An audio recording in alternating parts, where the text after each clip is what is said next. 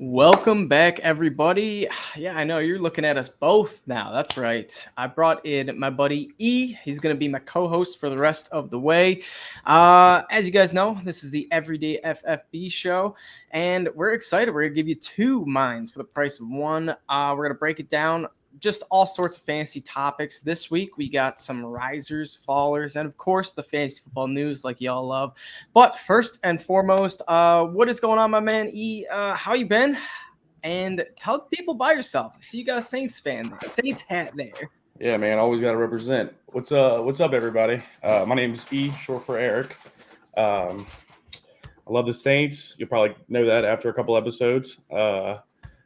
Big fantasy guy. This is my first time hosting a show, so I'm pretty excited. For sure, dude. Yeah, it should be fun. It's not too hard, pretty easy. But all in all, I won't give you too hard of a time unless you're going too hard on your Saints boys. But hey, I think Michael Thomas is gonna have a big year. So tell me I'm right. Am I right? I think you're right. I mean, like I said, he's fallen down the draft boards. I'm taking him as early as the fourth round. I've been hearing from Dennis Allen that he is ready to go. See, that's good to know too, because we got a draft coming up too. So if he's late there, I'll know that you might snipe him. So I like him too. So if you see him at a value piece, pull that trigger, man. But nonetheless, I figure one of us will probably end up with him. Yeah, I agree. Wide receiver 1 in the fourth round, you can't beat it. Yeah, he's got that upside. He definitely has the upside. Well, some other Saints in the news. Alvin Kamara. It's looking more and more like that he's not going to be suspended this year. And we saw Adam Schefter tweet this, and I feel like the snowball kind of got rolling like a few weeks ago when people started to remind themselves, hey, what about Alvin Kamara? No one said anything about this. And lo and behold, now it's going into September, and I'm sure they'll push back again. But are you pretty confident on a suspension coming for the 2023 season as opposed to this season? Yeah, that's what it's looking like. I just had 2 drafts, as I was telling you earlier, in the past 2 days, and he's fallen back into the first round. So I think. Yeah. Do you think people still haven't, realized, hey, he's probably not getting suspended at all this year? Treat Alvin Kamara like Alvin Kamara. Right, exactly. I mean, when Alvin Kamara plays, he's a top 5 to 10 back every year. I mean, his passion catching alone will keep him there. And I really think, not to be too biased, but I really think the Saints have something going on over there. So he could be good this year. I mean, granted, you got the Bucs, but the other two teams, Panthers and Falcons in that division, it's like one Tom Brady injury away from an open race, or honestly, like Tom Brady, he's 45 now. If he fell off the cliff and his arm just turned into a noodle, it wouldn't shock me. Do I think it'll ever happen? No, but it wouldn't shock me. So, yeah, I agree. As a Saints fan, I always loved Drew Brees, and I think Drew Brees kind of fell off because he had a shoulder injury back in his career, and it kind of progressed throughout. So I think Tom Brady, I don't think that's going to happen to him. I think eventually the way he goes is the way he wants to. With his wife, whatever she says goes. Pretty much. I mean, speaking of Brady, have you heard any of this Masked Singer? All this news where that's why he's ditching camp is because he's appeared on the Masked Singer. Man, I heard he's coming back to practice tomorrow. So if that's true, he was not good at singing. I mean, it had to be gone too quick, man. Yeah, I wouldn't. Tom Brady's a man of many traits. Singing, I would not peg him for one of those. Hey, man, I mean, he is good looking and he can throw the football. He can't have all three. Like, come on. He got exactly. Some other news. A couple guys out for the season. Brown starting center Nick Harris has been ruled out for the season. Matt Corral just suffered a Liz Frank foot injury. He is going to be likely out for the full year, which stinks for him. And then there was one of the Bucs guards, Stinney, Anthony Stinney. I don't know his first name, but he's left guard. He's going to be out for the year as well. I saw that Tristan Wirfs, he's expected for week 1. I haven't really seen much of this. Have you been reading up on Andrew Wirfs at all? From all I heard was he was really hurt. I heard he got carted off, but I haven't really heard anything other than that. But I do know that the guy that they brought in is the guy you just said, and that's an ACL tear as well. So, and then they already are missing Ryan Jensen. So that's right, their center. Yeah, that's a real banged up offensive lineman now. I know it's weird. And then Russell Gage also. I don't know what's going on with him. They haven't disclosed any type of injury, but I know he got injured. Unless you know something. I've heard he might be close to practicing, but I've also heard that Julio Jones is coming through pretty strong, so he might not have a spot to come back to if it's too bad. Yeah, that'll be interesting. Julio Jones, I don't know. He's a guy that if you give him an elite quarterback, I think he'll still have some relevance. So Right. he's an interesting player. He's a physical specimen. I mean, he Exactly. doesn't. If he's healthy, he's a good receiver to have on the field. Yeah, hard to not be good when you're 6'3" and just an absolute beast. And it's super fast. Yeah, that's almost unfair. And then finally, David Bakhtiari. This was good news for the Packers fans, bad news for myself as a Lions fan. But Bakhtiari is expected to come off the PUP list and could be, good to go by week 1. So that's major news for Packers and just Packers fans because he was looking like he was going to remain on the PUP list for at least a few weeks. So Bakhtiari way ahead of schedule, looking like he'll play week 1. Another player who is a quarterback that's going to play week 1 possibly, Zach Wilson. So this was a real interesting one. A lot of people jumped the gun, said, oh, this is a torn ACL. He's out for the year. This is a meniscus. He's out for, 6 to 8 weeks. It turns out it was just a little bone bruise that he needed a little cleanup procedure with and is expected to be back by week 1. So do you think, Zach Wilson's going to be affected by this a whole lot, or do you think, he'll still just play his own way? Because he did get injured on like a running play. Right. See, he seems like a confident guy to me. I feel like people that injure themselves, they start getting scared to run the ball maybe, but I don't feel like this is that significant of an injury. And like I said, I think his confidence will overcome that and he should be fine. I did hear that Joe Flacco has been looking elite. I mean, he is a Super Bowl winning quarterback. So if the Jets don't think they are Super Bowl eligible this year, I mean, why rush Zach Wilson if he's not 100%? Yeah, Joe Flacco started. That would be another one of those funny little veteran quarterbacks making their way as a starter come week 1. Right. There's always a couple, it seems like. But let's head on over to our risers and fallers. Let's start out with the risers, or we can go vice versa. We can go back and forth. I'll let you decide. You pick whichever. Let's start off with the good stuff. All right. Riser number 1, I'm going to go with my boy who's been all over the news, George Pickens. He has just been a beast. He's been a highlight machine. If it's not from throwing guys down off the block or catching, fade passes in the back corner of the end zone. But this dude is an absolute stud. The Steelers, they have a knack for picking just absolute stud wide receivers that should have been first round picks, but weren't. And they got, either second round, third round, and in some cases like sixth round in AB, an elite wide receiver. Now I'm not calling George Pickens elite yet, but he's sure looking like it. And granted, they do have Deontay Johnson and Chase Claypool and a rookie quarterback in Mitch Trubisky. I still think that George Pickens will carve his way into, a path. It might take a week or two or a few, but George Pickens, he's as of now the rookie of one of the leaders of rookie of the year. That's not a quarterback, so he's just getting more hype as it goes. So George Pickens, is he a guy that you're looking for in your fantasy draft? I do like George Pickens, but I also just know that the Steelers just paid Deontay Johnson, and I know they don't really have a clear path to paying their receivers. That they let AB go. Mike Wallace, he ended up leaving as well. So I really feel like Claypool is still a strong pick, and I feel like Deontay Johnson is as well. So I'm not jumping on the train all the way for George Pickens, but maybe around the 15th to the later rounds, that could be something that I look at. Yeah, I wouldn't be surprised though. Come Dynasty, if you're doing Dynasty startups or if you're just a rebuilding team, Pickens very well could be that number 2 guy. When I don't think they'll give Claypool a big extension, and I think he's going to want one. So I wouldn't shock me to see Claypool walk, find some decent team that pays him, and George Pickens becomes that number 2 next to Deontay Johnson. So.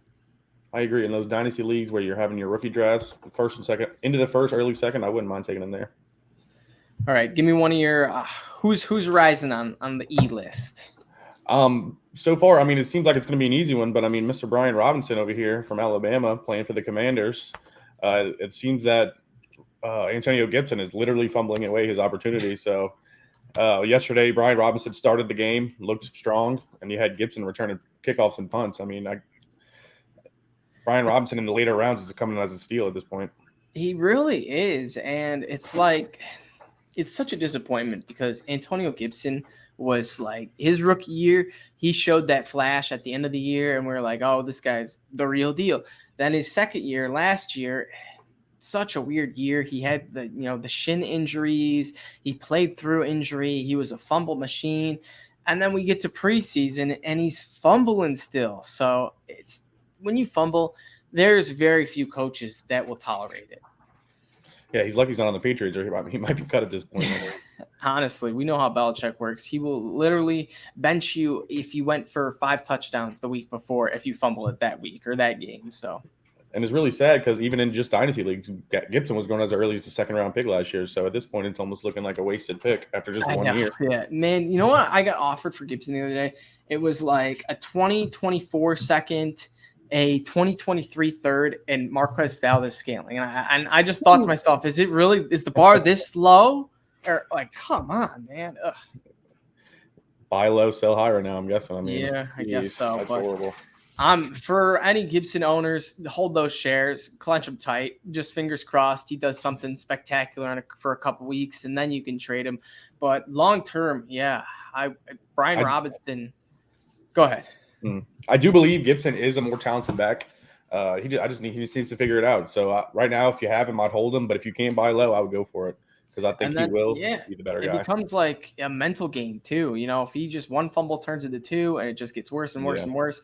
Not to mention the cherry on top was they kept J.D. McKissick. So he was a guy who was, verbally committed to the Bills, decided, nah, I'm coming back to the Commanders. And they drafted a running back in Brian Robinson. So it's got to say something about Gibson. So obviously, if it wasn't clear enough, Gibson is also one of our fallers. He is, if you can draft him late and, for value, I still like the value, but any type of RB2, like here, would you feel good with Antonio Gibson as your RB2 in a redraft? As of right now, no, not at all. Yeah, I don't think I would be happy with that tough. at all. He's he's a solid flex. He's a solid flex with some upside, which has taken a hard hit from what he was, which was like a solid RB2 with RB1 upside. So, right.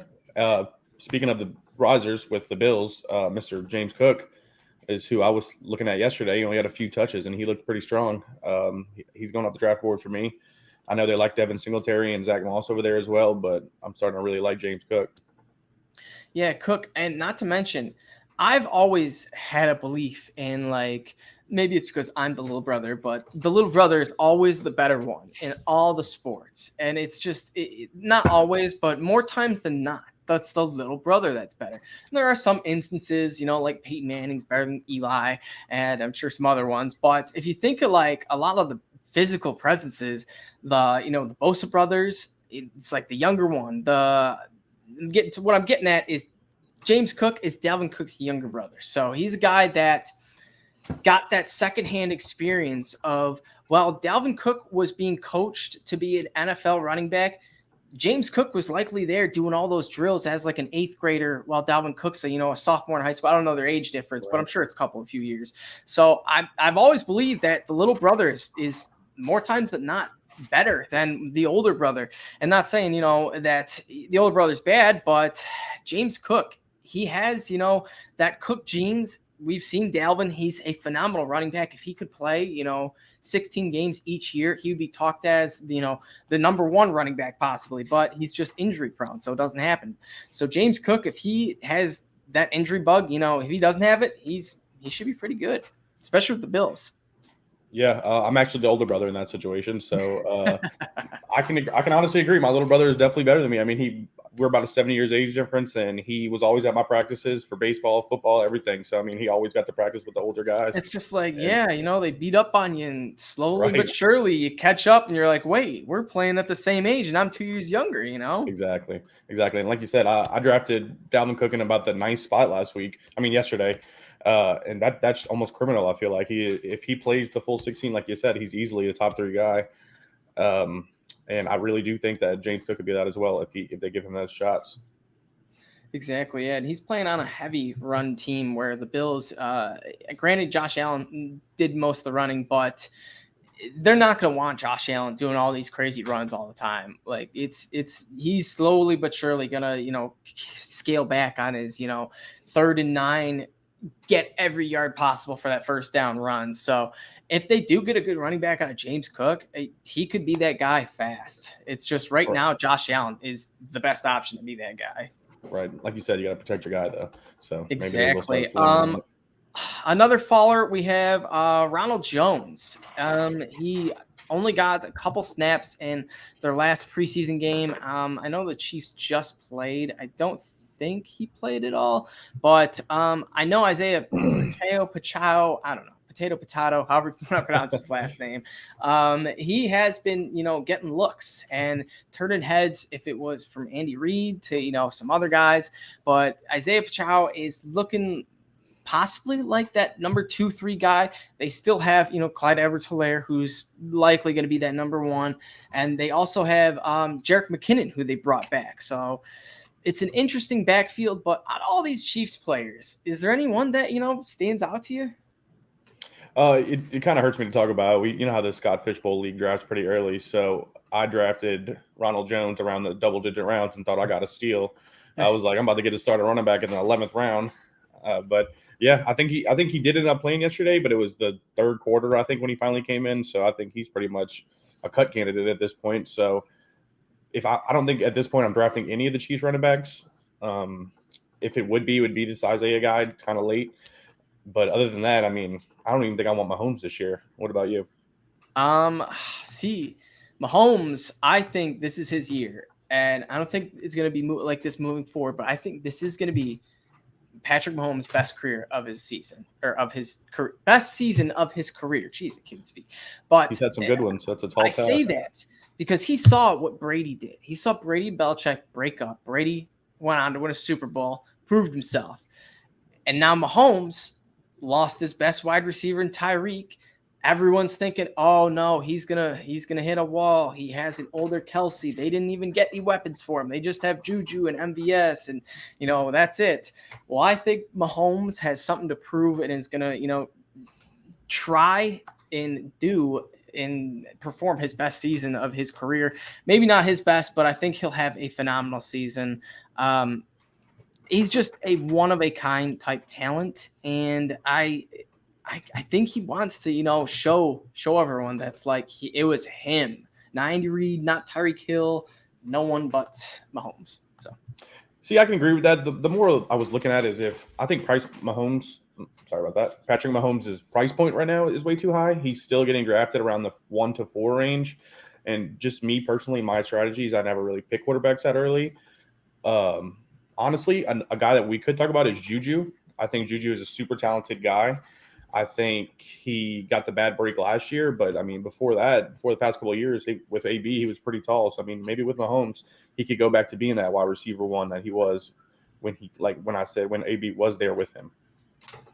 Yeah, man. Don't get me started with Juju. I love that guy. Fun fact: in a 2020 Dynasty startup, I took him as the 104 pick. Ooh. So that was above a lot of stud guys, above Alvin Kamara, above Dalvin Cook.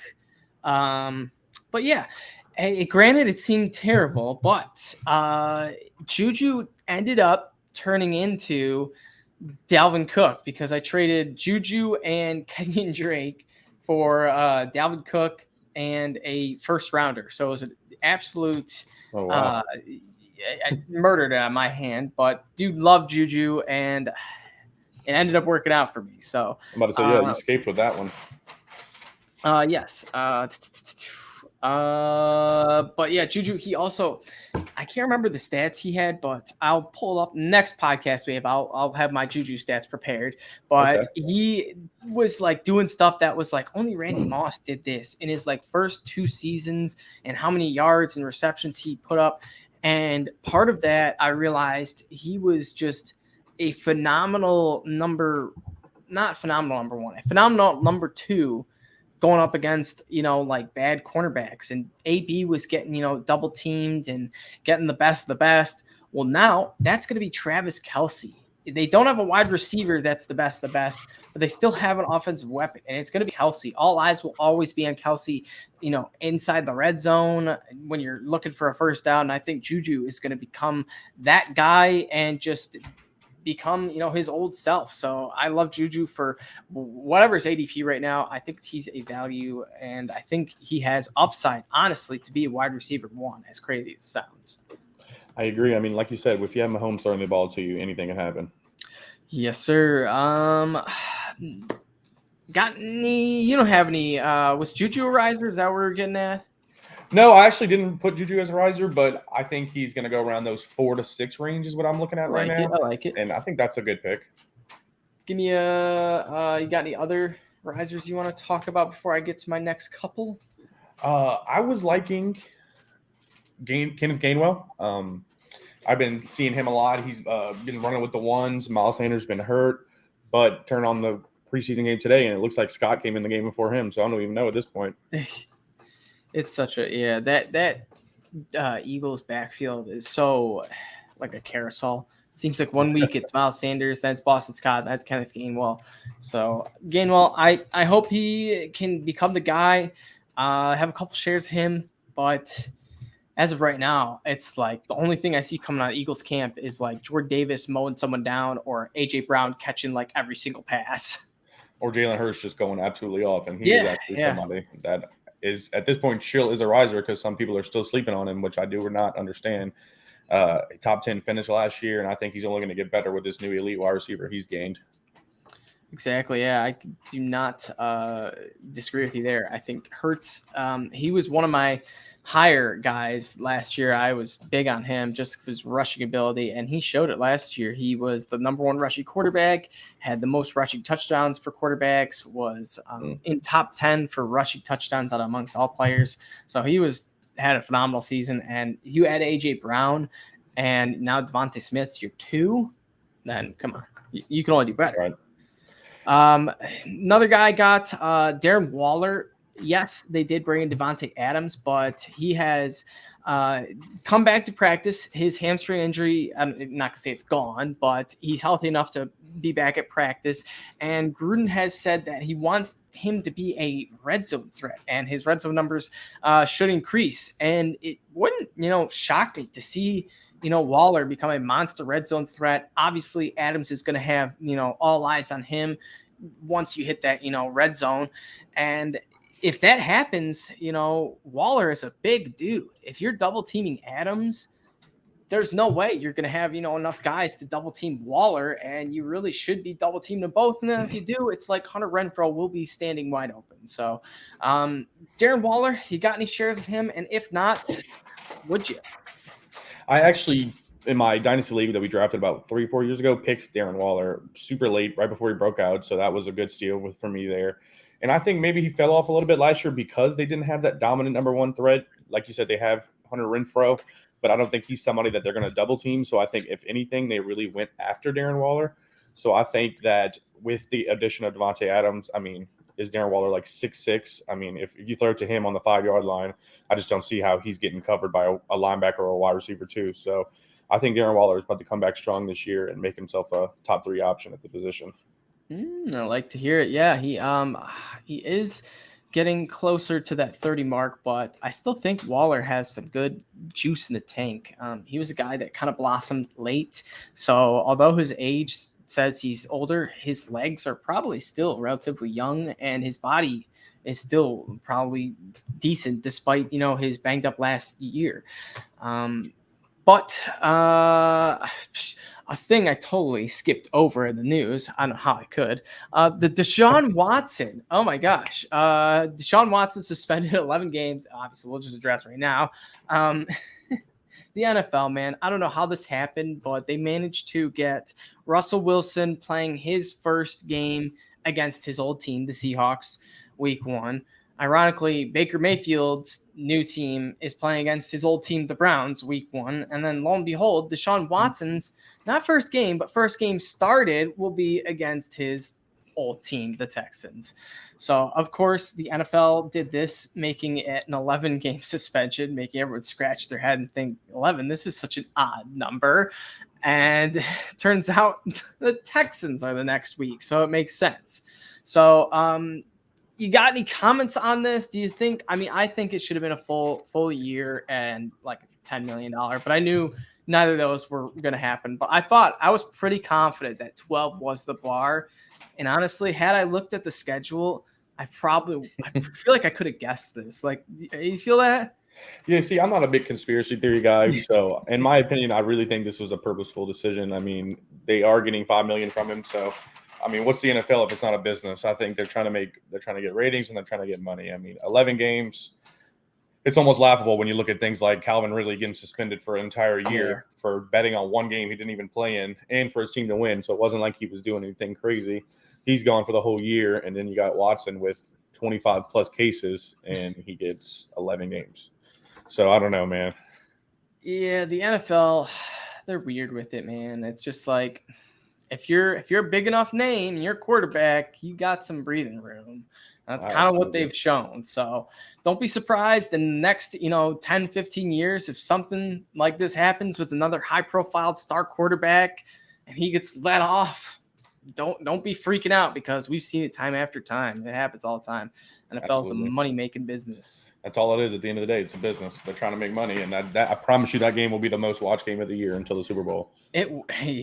Honestly, it will, because you're going to get all of America rooting for the home underdog Texans, who are the home team as well. Then you're going to get all of Cleveland that's like, we'll show them. We got to show everyone that Deshaun Watson's the best, that we made the choice. And so, yeah. And as a Saints fan, I can't even lie to you guys and say that I wasn't rooting that we got him, because, I mean, we were a top 3 decision. Yeah, that's right. Yeah, it came down to the Saints and Falcons, and now the Blue Browns. Yeah, what?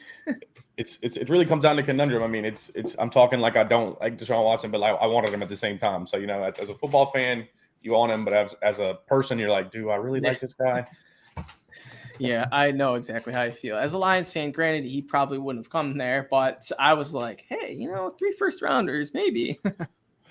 So, speaking of the Lions, you got anybody that you're liking over there besides, I'm liking Hard Knocks. I love watching that. But for players, actually, yes. A super deep dude that you might hear week 13 or week 15 due to some injuries. It's my boy Tom Kennedy. He had week 1 preseason game.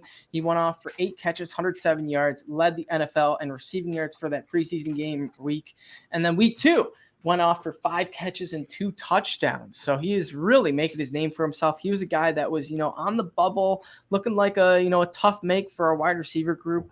But all in all, this guy could make it. And he seems like he's a solid receiver that just hasn't gotten his shot. So if he does get his shot, folks, Tom Kennedy, you heard it here first. I'm more of a I don't know if you watched the tape on this guy, but this Jameson Williams guy, he's a guy that I really liked at Alabama. I'm an LSU fan, so I have to watch him, beat up on us all the years he played there. But he is a dominant guy that stretches the field. And with Jared Goff's big arm, I think once he's healthy and back, I think he could be a nice rookie add too. Oh, I'm excited for him. Yeah, he seems like, just a guy with that dog mentality. He gives me just that bad boy type vibes. Where quiet, but I'll show you. Which I feel like this is what Michael Thomas is doing. He's not talking much when we've seen Michael Thomas talk and be on Twitter. I think now he's just being quiet, and he's come week 1, 2, 3, he'll show it. So knock on wood for that. But back to Jameson. Yeah, I don't know how long he's going to be out. He's still on the PUP list. It wouldn't shock me if he missed the first 6 weeks, just because the Lions were 3-3 or not, super good and didn't absolutely need him. But if the Lions somehow are 4-2, 5-1, and they're grooving, it wouldn't shock me to see them pull Jameson Williams up on the team, get him going, and have him back on the team. But nonetheless, I think he's a guy that, ironically, I would probably consider stashing him in redrafts, just because if you do have that IR bench, you can just throw him there, and then you could go grab a free agent. Because as we know, there's always a plethora of, waiver wire studs come week 1. There's always a few dudes that are like, this guy stinks, or this guy's so good, why didn't I take him? So try to fill your IR spots. That's one of my, tips for fantasy is always, if you can take a guy that's on IR or, make the switch, then just throw him on there, because who knows if, he starts looking good, a couple injuries happen, the next thing you know, Jameson Williams is the only receiver out there for the Lions. But all in all, not a whole lot of lines making a lot of splashes. Swift, I do think he's going to have a big season. But actually, no, I will say Amon-Ra too. I think he's going to have a big season too. But that's about it. You think Olave is the real deal? Chris Olave. He was actually the guy I wanted the most. I think I might have wanted Jameson Williams the most if he wouldn't have gotten hurt before the season. Yeah. I personally think the Saints are a contender this year. So I think Chris Olave was the pick. He actually was the guy I wanted. The Saints never picked the guy that I want. So it was actually a shock when I'm watching the draft and we get Chris Olave. I think he's a field stretcher. I think his route running is polished, and I think he has great hands. So coming out of Ohio State, I shouldn't have been surprised that we drafted him because it seems like the Saints only like Ohio State guys. That's very true. Yeah, they do have a lot of them over there. But yeah, man, it was kind of ironic how that all happened because the Lions traded up to, I want to say it was like the 18th or 16th or a couple picks after the Saints pick. And we're thinking, oh yeah, we got our boy James, we got our boy. And all of a sudden, Saints jump the Lions, come swoop it in. And they have video of it, and our draft room's like, no way, the Saints just traded up about, they need a wide receiver. Oh, no, they better not. And then it was, I think, Deuce Staley, maybe it was someone else. Maybe it was Dan Campbell, the head coach, said, well, maybe they go Olave. They need someone now with Michael Thomas, still a little banged up. They need someone now. Maybe they go Olave. And sure enough, they did. So it worked out for both of us. Hopefully, the Lions can rebuild and make Jameson be a superstar next year. Right, absolutely. And like I said, I think he is. He was that guy at Alabama for Bryce Young last year. So I have no doubt that he can be that with Goff. Exactly. Let's talk a little quarterback battle. Sam Darnold, Baker Mayfield, pretty much, I guess, we'll talk Steelers as well. Throw that in there. Mitch Trubisky and Kenny Pickett, since Kenny Pickett has been playing pretty well. Out of these two groups, who do you think starts not week one? Because that's kind of an easy choice. Obviously, we know Baker's going to start against the Browns. But who do you think starts the majority of the games, if both quarterbacks are healthy, between Darnold, Baker, and Pickett, Trubisky, or if you like Mason Rudolph? See, I think Baker Mayfield, I think the Panthers wasted a lot of time with the whole, let me give half my reps to Sam Darnold and half of them to Baker. You traded for Baker to start him. Why waste time in saying, hey, we're going to keep Darnold right here, give him a shot? I think Baker Mayfield is a great player. He has been going through a bad rep, but you really have to think that the Browns had a different coach every year he was on the team. I mean, he never really had any stability. He never really had a consistent coach or offense. He always had something going on. And I think the whole Deshaun Watson trading for him was kind of just a knife in the back. Because, I mean, Baker Mayfield led the Browns to one of their best seasons ever. I mean, they were a game away from the AFC Championship last year or 2 years ago whenever Chad Henne came in at the end of the game and kind of stole it from him. But I think Baker Mayfield is that guy. I don't think I don't want him to be that good for the Panthers, but as a bystander, I think that Baker is obviously the choice. And as far as the Steelers go, I think they should probably go with Trubisky to start. But I think, like you said, Pickett's been playing well, and I think that eventually he will take over and be that guy. Yeah, it's interesting because Pickett is that Pittsburgh guy too. He played for Pittsburgh, and now he's drafted by Pittsburgh. So he's got that whole story going for him. But I do think I'm right with you. I think Trubisky should be the first guy out. He has that experience. And then if Trubisky, plays like himself, Mitch Trubisky, and throws all these interceptions, then Pickett will get his chance, his opportunity. But if Trubisky does play well, then, you'll have Pickett having something tough to beat and, Trubisky playing well. So it's kind of a double whammy. It'll work well for regardless. But for the full season, I think Pickett will start like the last 8 or 9 games, maybe 10, and might have an injury game here or there. But all in all, I think Pickett gets the majority. For the Darnold Baker, I 100% agree. I think Baker he's like, I don't think he's a good quarterback, but like, I think he's every bit as good as like a Jared Goff, a Tua, a Derek Carr, honestly. And a lot of people would hate me for saying that. But if you give him elite weapons, he's a solid quarterback. I mean, like you mentioned a couple years ago, who did he have? An OBJ and I guess Jarvis Landry, who, I mean, not even OBJ because he was injured for so much. It was pretty much just Jarvis Landry that was pretty much that core receiver. And it really seemed like when Baker could distribute the ball wherever he wanted, he felt, more confident, was a better player, as opposed to, all right, first read's Odell, second read Jarvis. We're going to Odell. It's the red zone. We got to get it to Odell. And I think that's what got into him. And he started playing worse. And the worse he played, it pissed Odell off. And then Odell pissed Baker off, and it just blew up. So Baker on this new team, he's got DJ Moore, he's got CMC. You just dump the ball off, and Christian McCaffrey could score a touchdown. Granted, he had Nick Chubb, who could, pretty much do the same thing. But honestly, I think CMC's, a little bit better at that, at catching and just running in general. So, who else? They got Robbie Anderson and Terrace Marshall. So a couple other decent wide receivers. But yeah, Baker, I think he is going to start the majority of the season. Yeah, I agree with that. So speaking of Christian McCaffrey, are you somebody that is still going to draft him as a top 3 option, or? No, I've taken CMC at that 101. I actually, in my biggest draft with all my friends, I've had it going for like 8-10 years. We do all our draft selections based off of the Masters. So we'll each pick a player in the Masters based off of standings the prior year before. And then however your guy does in the Masters, that's where you'll get to decide where you want to draft. And so I got to pick the guy ahead of me took the 6th spot, which was the weirdest decision ever. He had the first choice, took the 6th spot, all of them. So I was like, oh, hell yeah. Number 1 spot. I want CMC. I didn't even say the 1 spot. I said, give me CMC. So Chris McCaffrey, 3rd time's a charm. That's what I've been preaching. If he goes down for a 3rd time, then hey, man, oh well. But just the chance that 3 straight season-ending injuries don't happen, I love to put my odds on that. If CMC plays 14 plus games, you're pretty much a lock to make the playoffs unless you draft really bad or make some silly mistakes. But nonetheless, this dude he's also getting Baker Mayfield, who I think is an upgrade from what his quarterbacking has been in the past with Sam Darnold and bad Cam Newton. I don't know, but all in all, I love CMC this year. What about you? Yeah, I absolutely agree. I have a draft next weekend, and I have the number 2 pick, and I think Jonathan Taylor is obviously the lock for number 1. So I will be taking Christian McCaffrey. As I'm going with fantasy football, and one of my best advice pieces would be is you play to win. You don't play to not lose.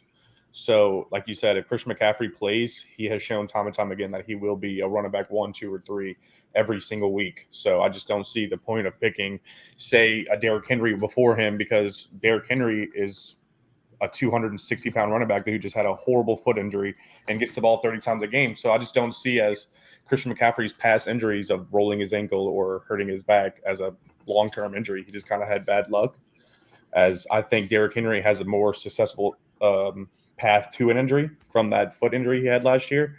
So, yeah, give me CMC at number 2 or number 1. I like it. Back to our fallers. We did kind of mention this guy, but Miles Sanders, he just has that hamstring injury, has been, banged up, hasn't really been able to get the opportunities. And a lot of you might be thinking, how's he a faller? He's got a hamstring injury. Well, this Eagles backfield, if you're not getting on the field, then you're falling. And it's just, if you don't get your reps, then someone else is stealing yours. And with Gainwell, Scott, and whoever, is playing there, if it's, they might bring in, I've heard Kareem Hunt has been rumored to, been brought in by the Eagles. But nonetheless, Miles Sanders, if he just can't get out there, Kenneth Gainwell will really have to play bad, and Boston Scott will really have to play bad to, get Miles Sanders to where he was, which, wasn't even the best spot. So is Miles Sanders a guy that you're in on at, I guess, his ADP? I've actually never been a Miles Sanders believer. I think that he gets hurt too often. I think the Eagles run a lot with Jalen Hurts to begin with. And like I was talking about earlier, I think I really like Kenneth Gainwell. I liked him coming out of Memphis 2 years ago. And I really think that he could be bred into a perfect guy with Jalen Hurts as a pass catching back. I hope so, man. I got a couple Gainwell shares, a couple Hurts shares, would mix pretty well. Next up, I've only got a couple more risers, but how could I forget Romeo Doubs? This dude has seemed like been him and George Pickens have been like the highlight machines for, fantasy football, like typical, risers and fallers. And by that, I mean, Romeo Doubs has just, done everything that you can ask him to do. He made a couple good plays the other day in his preseason game. He's ran great routes. He's just looked good. And what does Aaron Rodgers need? A wide receiver. So he's in a phenomenal position to become Aaron Rodgers' wide receiver 1, which is crazy to sound. But if he beats out, guys like Christian Watson, don't even want to say Sammy Watkins, but if Doubs, is playing better than these two guys come week 1, then this will say a lot about him. He's a guy that you could probably get him late, if not your very last round in leagues right now. His hype might, these next couple weeks might go skyrocket. But as of now, if you're drafting, today, tomorrow, Doubs, he's looking like a solid guy, but his value could get through the roof. So what do you think? I don't know if you've seen this report that came out the other day, but I saw a report about Aaron Rodgers saying he wants his guys to be Allen Lazard, Randall Cobb, and Sammy Watkins. I don't know how much truth is behind that, but I did see that. Obviously, Sammy Watkins is the week 1 hero. The past few years, he's had a great week 1, and then he's going to go for like 30 points. Exactly. Make everybody want to start him, and then week 2 he'll have like a 3 spot. And I think Randall Cobb is kind of getting up there in age. And I just don't truly believe in Allen Lazard, so I do think that Romeo Doubs could end up taking over. I don't think Christian Watson is better than Romeo Doubs. And I actually watched all my Saints the other night. Romeo Doubs just kind of mauled somebody, so I think that you might be right around 15, however deep your drafts are. I think he could be a steal back there. Yeah, and I will say the Packers they aren't the best at drafting wide receivers. It seems like the last few wide receivers they've taken, besides Devontae Adams, have kind of flamed out.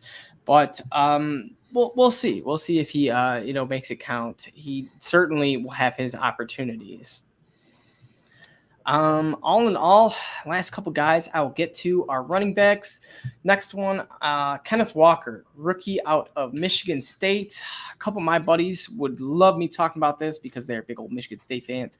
K9, he watching him play Michigan was something. This was a dude that if you took him out of the Michigan State football game, Michigan blows out Michigan State, not even close. But because this guy was in the game, he created so much havoc, so much problems for Michigan, and ultimately won this game for him. And yes, won this game for him. He had 5 touchdowns. So Kenneth Walker, he's a guy that if he can get his shot, I don't think he's going to let it go.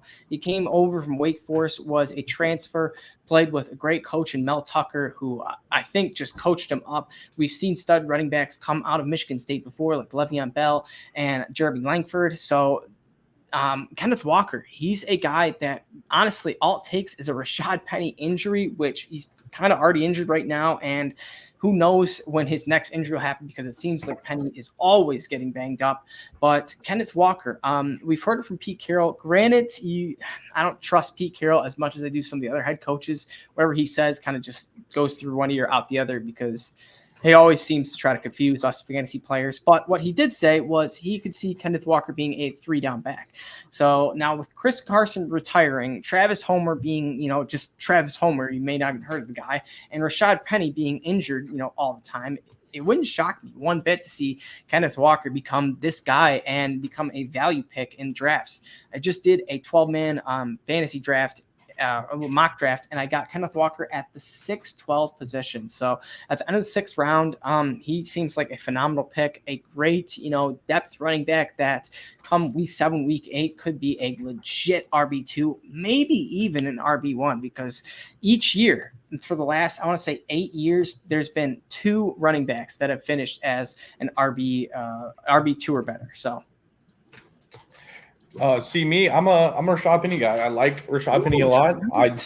I do like Kenneth Walker. I think, like you said, if Rashaad Penny gets hurt, which is something that happens pretty often, Kenneth Walker could be that guy. But Rashaad Penny is a former first-round pick. He finally flashed some talent last year, right, at the last few games, probably won a couple people their leagues. I think he, with the right opportunity and without getting hurt, could be that guy.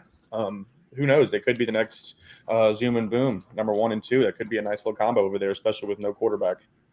Yeah, honestly, like it wouldn't shock me. I bet you we're going to see that. Like a couple games when the Seahawks are playing just, not the best teams, because I'm sure, they have at least a couple games where they're playing, some bad teams. Granted, their division is the Rams, 49ers, and Cardinals, who are pretty solid teams. But nonetheless, they should be able to, be up a lot against someone. I mean, I don't think Drew Lock and Geno Smith are the worst quarterbacks, but I do think they're bad. And then, honestly, even if, worst comes to worst, the Seahawks are down, 20 points. They're running little check downs and little screen passes to Rashaad Penny and Kenneth Walker, getting 20 yards, 25 yards, or a meaningless touchdown come the end of the game. So garbage time could be very valuable for these guys. But nonetheless, yeah, it wouldn't shock me. If Rashaad Penny can stay healthy, I think he is that guy. But personally, I've been hurt by him so much. I get that 100%. I had in my one of my main leagues, I drafted him, cut him, picked him up, and spent, $2, $3, $1 here on Fab on him all the time. And I finally had him back on my team, and then I cut him the week before he had his first good game. One of my buddies picks him up, and he's been with him since. So complete bummer for me, because I was all over this dude while he was injured. But nonetheless, if he could stay healthy, I think Penny's a solid running back. I can agree with that. Finally, my last guy I have is Rhamondre Stevenson.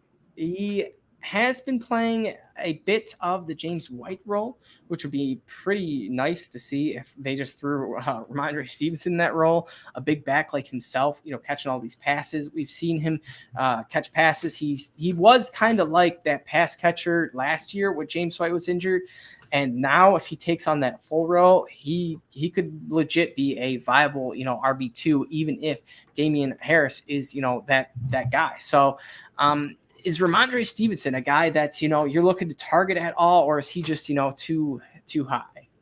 It's funny talking about Rhamondre Stevenson. Last year, toward the end of the year, I kind of just I had a David Montgomery stock, so I traded him, Rhamondre Stevenson, for Khalil Herbert and somebody else small. I couldn't even think about it at this point.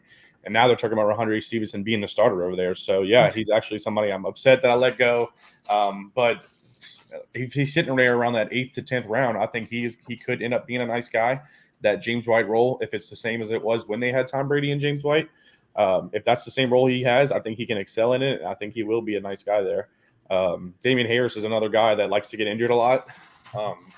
He is a solid runner when he plays, but he also is in a contract year. So I think even though it is a Patriots running back, I think Rhamondre Stevenson could be somebody that you could be looking at nice.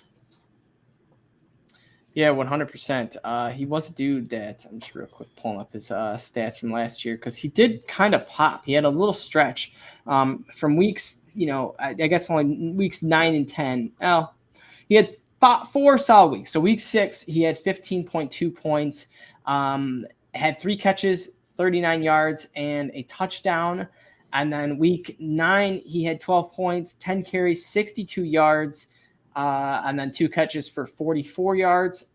And then week 10, he got a full workload, 20 carries, 100 yards, 2 touchdowns, 5 targets, 4 receptions, 15 yards, and had 27 points on that week. So Rhamondre Stevenson, like you said, if he gets that workload, if he, can be that running back with Harris, getting injured, then he could be pretty special. He's averaged, with more than 20 carries. He averaged 5 yards once, 4 yards once, and then 5.6 yards again. So this is a guy that can also run the ball as well as catch it. So Rhamondre Stevenson, he's looking like a solid pick towards the end of the drafts, especially when you're looking at, handcuff players and just depth pieces.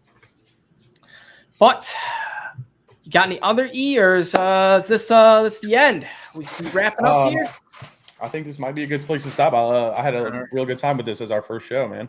For sure, my man. Well, thank you, everyone, for listening. I honestly, this was a little different, because not so much different because no podcast, but this is not your typical live show. This is just a recorded broadcast, but it's gonna be still great content for you guys. As always, you can check me out on Twitter at EverydayFFB, and you can follow our new co-host E at Eric07294. Had to get that right. I like that.